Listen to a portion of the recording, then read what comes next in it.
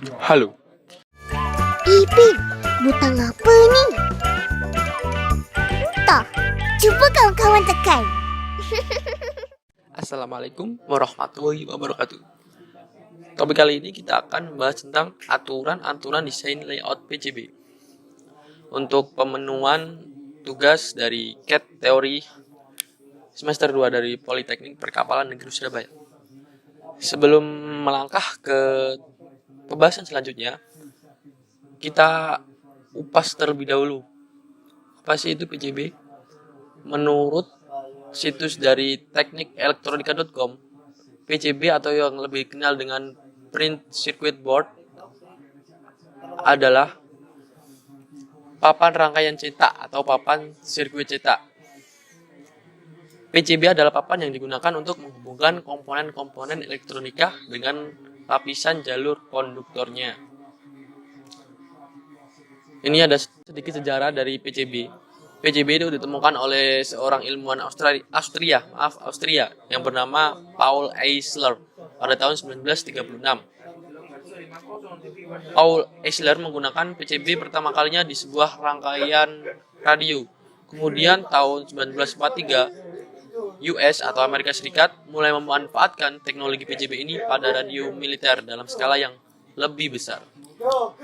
Kemudian pada 3 tahun setelah Perang Dunia Kedua, tepatnya pada tahun 1948, PCB mulai digunakan untuk produk-produk komersil oleh perusahaan Amerika Serikat. Oke, itu adalah sejarah singkat dari PCB. Kemudian ada lapisan PCB dan bahan-bahannya. PCB itu terdiri dari silk screen atau lapisan yang paling luarnya, kemudian solder max, kemudian di bawahnya lagi ada tembaga. Bagian tengah sendiri itu ada substrat. Oke, kita lanjut ke apa aja yang akan kita bahas di video kali ini. Pertama, kita akan membahas ukuran papan PCB. Apa sih ukuran papan PCB? Jangan di skip videonya. Nanti ada yang membahas tentang ukuran papan PCB. Kemudian yang kedua, kita akan membahas tentang lebar jalur, sudut pada jalur PCB, apa sudut yang benar, bagaimana sudut yang salah. Kemudian yang keempat, jarak antar dua jalur. Yang terakhir, kita akan membahas dengan kerapian dari jalur layout PCB. Oke. Aturan-aturan desain layout PCB yang keenam ialah ketelitian dari jalur layout PCB. Yang ketujuh ialah ukuran pada donat atau pad. Yang kedelapan ialah mengetahui karakteristik fisik dari komponen elektronika. Dan yang kesembilan ialah mengetahui karakteristik rangkaian elektronika. Next ke slide berikutnya, yaitu aturan dalam mendesain layout PCB. Yang pertama ialah ukuran papan PCB. Dalam pembuatan PCB, ukuran perlu diperhatikan agar tidak terlalu besar, padahal rangkaiannya memiliki komponen yang tergolong sedikit. Ukuran PCB yang terlalu besar tidak diperbolehkan karena berakibat pemborosan dan juga tidak efisien. PCB yang bagus memiliki ukuran yang kecil supaya lebih efisien dan tidak memakan tempat yang besar. Aturan desain layout PCB yang kelima adalah kerapian dari jalur layout PCB. Jalur layout yang teratur dan rapi akan memudahkan dalam pembacaan wiring terhadap rangkaian elektronika yang telah kita buat. Aturan desain layout PCB yang ketiga ialah sudut atau lengkungan pada jalur PCB.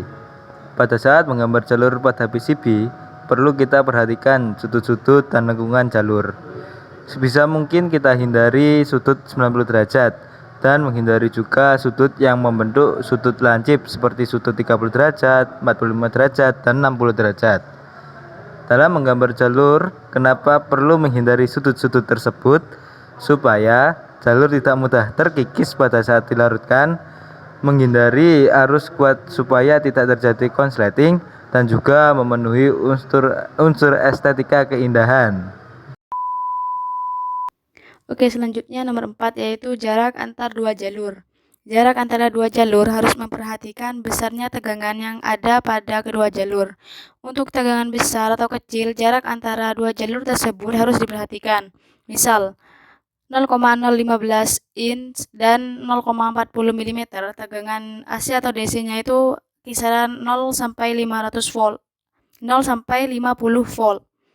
Untuk 0,025 inch dan 0,60 mm, tegangannya 50 sampai 100 volt.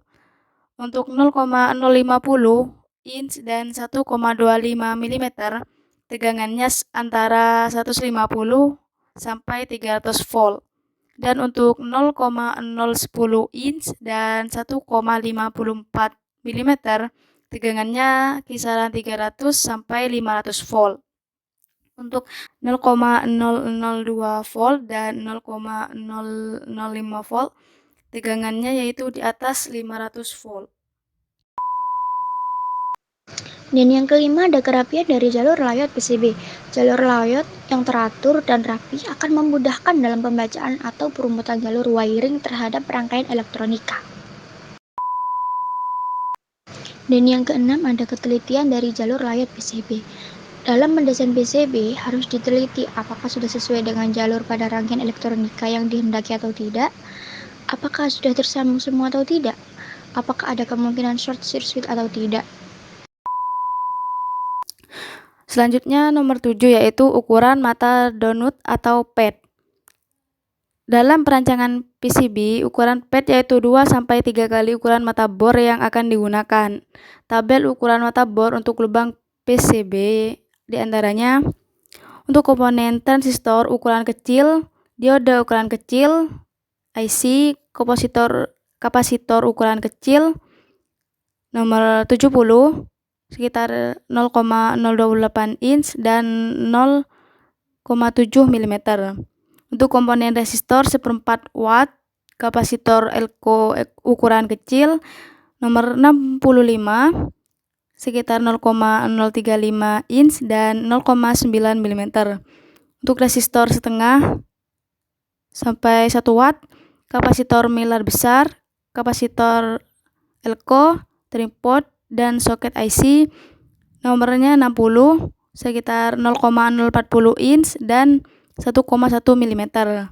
Untuk komponen tripod, relay, dan trimmer, nomor 55, ukuran 0,052 inch dan 1,3 mm. Nomor 8 yaitu mengetahui karakteristik fisik dari komponen elektronika. Poin pertama, dalam mendesain PCB harus benar-benar mengetahui ukuran jarak antara lubang kaki komponen yang satu dengan lainnya, agar nantinya kaki komponen dapat dengan mudah dimasukkan pada lubang kaki komponen. Kedua, perlu disesuaikan dengan footprint komponen yang sudah terdapat pada software CAD atau menggunakan referensi dari dataset komponen agar komponen tersebut dapat diletakkan dengan baik pada PCB. Yang terakhir, jarak antara kaki komponen sangat menentukan jarak antar donutnya atau pad.